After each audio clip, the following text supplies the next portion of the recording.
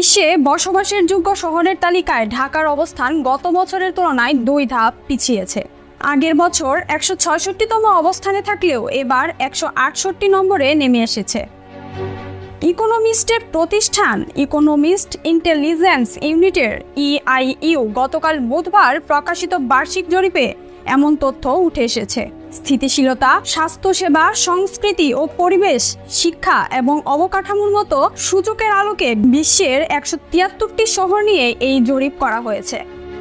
জরিপে বিশ্ব বসবাসযোগ্য শহরের তালিকায় এবার নিয়ে টানা তৃতীয়বারের মতো শীর্ষ অবস্থানে রয়েছে ইউরোপের দেশ অস্ট্রিয়ার রাজধানী ভিয়েনা।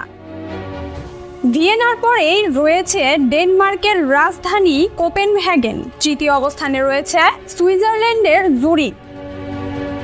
EIUর 2023 সালের সবচেয়ে বসবাসযোগ্য শহরের তালিকায় জুরিখের অবস্থান ছিল ষষ্ঠ। গত বছর তৃতীয় অবস্থানে থাকা অস্ট্রিয়ার মেলবোর্ন এবার এক ধাপ পিছিয়ে চতুর্থ অবস্থানে নেমে গেছে।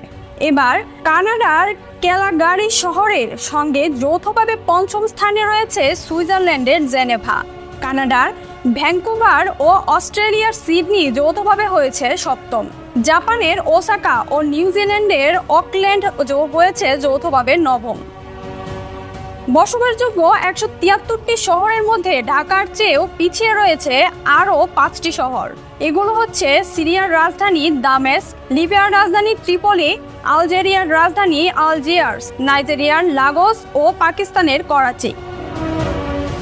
EIUর শিল্প বিষয়ক উপপরিচালক বরিশালী ভট্টাচার্য বলেন, গত 1 বছরে বিশ্বে বসবাসযোগ্য শহরের মান আগের তুলনায় কিছুটা বেড়েছে, কিন্তু তা ধরে রাখাটাই বড় চ্যালেঞ্জ। লিপিকা আফরোজ, দৈনিক সকালের দুনিয়া।